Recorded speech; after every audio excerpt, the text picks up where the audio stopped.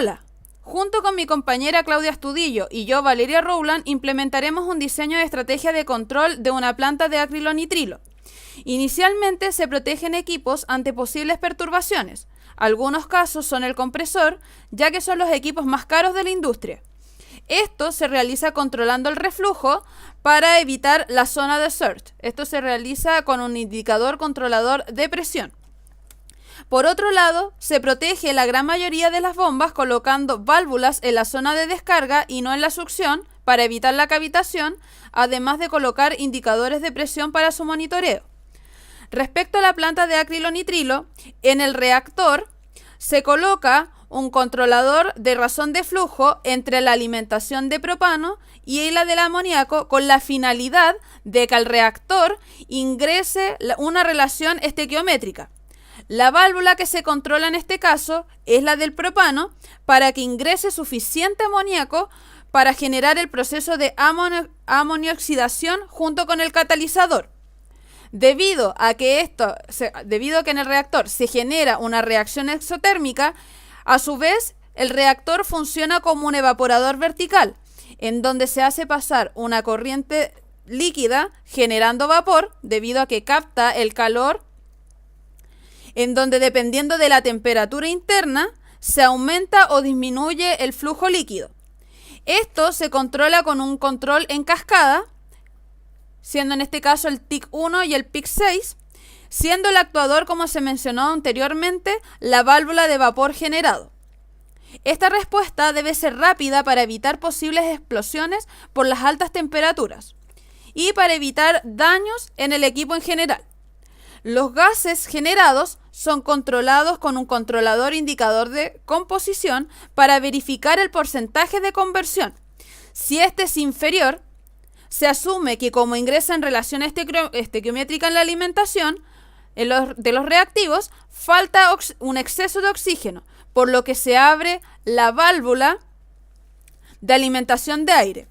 Finalmente, para evitar sobrepresiones, se coloca un indicador controlador de presión para verificar la presión interna, en donde si aumenta en gran medida, actúa abriéndose la válvula de gases generados. Caso contrario, si falta presión, esta va cerrándose paulatinamente hasta que alcance el set point. Cabe mencionar que previo al ingreso de los reactivos, estos deben ingresar al evaporador en forma gaseosa, función que cumplen los Kettler Reboilers, en donde se agrega un bypass para asegurar que todo pase en estado vapor, o sea, todo se convierta a estado vapor, no haya problemas de continuidad operacional y aumente la eficiencia en el reactor. Los intercambiadores de calor permiten aumentar lo mayor posible la temperatura, la cual es monitoreada la mezcla previo al ingreso al reactor. Luego de pasar por el reactor, los gases generados pasan al Kent. Acá se genera una absorción con reacción química introducido en el fondo. Estos ingresan a una temperatura aproximada de 230 grados Celsius, la cual se asegura en el intercambiador de calor HX104, controlando el flujo de servicio a través del indicador controlador de temperatura 2. Esto con la finalidad de generar una reacción estable dentro del Kent. El objetivo principal de este absorbedor con reacción química es que la corriente gaseosa quede libre de amoníaco, ya que este no reaccionó en el reactor. Debido a que a bajas temperaturas, este reacciona con casi todos los compuestos presentes en el gas. Por lo tanto, se ingresa el gas y en contracorriente se introduce una mezcla de ácido sulfúrico diluido. La mezcla de esta disolución va a depender tanto de la temperatura de la corriente gaseosa de salida, como también de los gases de la concentración, de la composición de los gases generados. El primero se controla con un indicador controlador de temperatura, el cual, si es muy alta, la temperatura de la corriente 36 de los gases, esta actúa sobre la válvula de ingreso de agua, del flujo de agua. Por otro lado, Si en el segundo caso, si se verifica la presencia de amoníaco en la corriente gaseosa, significa que falta ácido sulfúrico para convertir todo el amoníaco en sulfato de amonio, por lo que aumenta el flujo de este. Entonces, este analizador actúa sobre la válvula de ácido sulfúrico abriéndola o cerrándola. Esto permite controlar el flujo líquido a contracorriente, asegurando la recuperación de subproductos, ya que no estarían contaminados, optimiza la recuperación de subproductos, en este caso de sulfato de aluminio, y existe seguridad en la operación. Y minimiza el impacto ambiental, ya que el amoníaco es un compuesto excesivamente peligroso.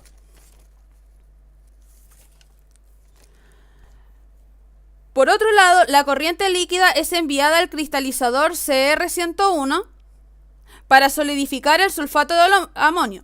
Para esto se evapora el agua con la finalidad de concentrar el sulfato de aluminio a través de la incorporación de una corriente gaseosa, la cual es controlada midiendo la densidad del producto que pasa a través de la corriente 36 y a través de un controlador en cascada aumenta o disminuye el flujo del vapor. Luego esta pasa por una centrífuga para posteriormente a un secador, en donde en este solamente se controla la temperatura y luego se almacena. Posteriormente los gases generados pasan a un separador flash, en donde estos ingresan a una temperatura aproximada de 30 grados Celsius. Esta temperatura se logra en el intercambiador de calor HX116, donde el indicador controlador de temperatura actúa sobre el agua de servicio para alcanzar el set point, en este caso los 30 grados Celsius. En el separador flash se controla la temperatura interna del equipo,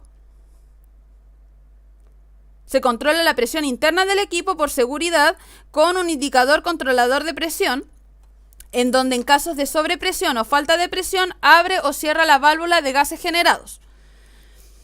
Respecto al nivel del líquido, solo se monitorea para evitar cavitación en la bomba, es decir, no se controla para evitar, para hacer que solamente pase el líquido y evitar de que la bomba cavite. Los gases generados en el separador flash pasan al absorbedor APS101, donde se separa en los gases el CO2, el CO, el propileno y el nitrógeno, y en la corriente líquida el acrilonitrilo, el acetonitrilo, el ácido cianhídrico y acroleína y cianuros. Para evitar problemas de inundación se coloca un indicador controlador de nivel, el cual abre o cierra la válvula de descarga.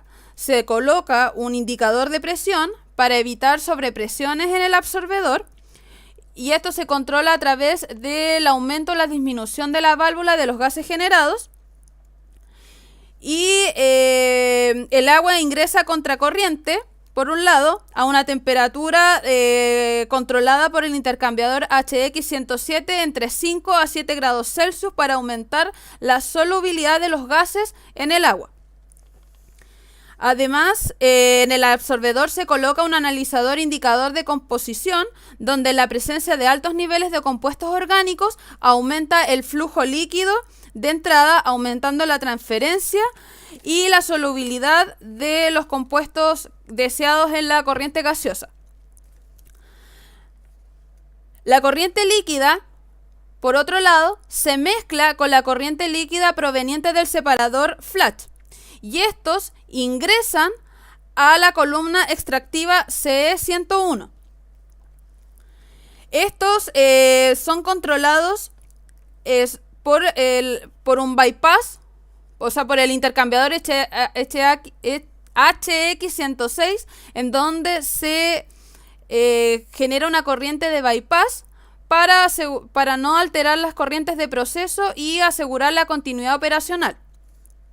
Los principales objetivos en esta columna de extracción son ingresar a baja temperatura la corriente de alimentación, el flujo de la corriente de circulación, un alto flujo de corriente de circulación y una baja concentración de acetonitrilo en la recirculación. Para cumplir el objetivo, de ingreso de la temperatura se mencionó anteriormente con el HX106, en donde este permite regular o que entre una temperatura estable en la columna de extracción, colocándole o especificándole un cierto set point. Respecto al flujo alto de recirculación, se deja que ingrese a máximo flujo desde la corriente de destilación, para evitar así la cavitación de la bomba B111. Y la concentración de acetonitrilo depende totalmente del control del perfil de temperatura de la torre de destilación. Para evitar problemas de operación, se coloca un leak con actuación en la válvula de descarga. Además, se coloca un analizador indicador de composición, la cual a altas concentraciones de compuesto no deseado aumenta el flujo de alimentación, y un indicador controlador de presión para evitar falta de presión o sobrepresiones, es decir, por problemas de seguridad. Por otro lado, tenemos la columna de destilación, en donde el principal objetivo acá es controlar el perfil de temperatura y evitar de que en el fondo haya una alta concentración de acetonitrilo. Esto se logra a través de, inicialmente implementar un controlador de nivel, un indicador controlador de nivel para evitar problemas de inundación. Luego, el perfil de temperatura se controla tanto en el fondo como en el tope. En el fondo se controla a través de un controlador en cascada el TIC 7 y PIC 13 con el rehervidor, aumentando o disminuyendo el flujo de vapor. Y por otro lado, controlamos el perfil de temperatura del tope con la medición de la presión en el condensador, lo cual influye en o actúa sobre el agua de servicio.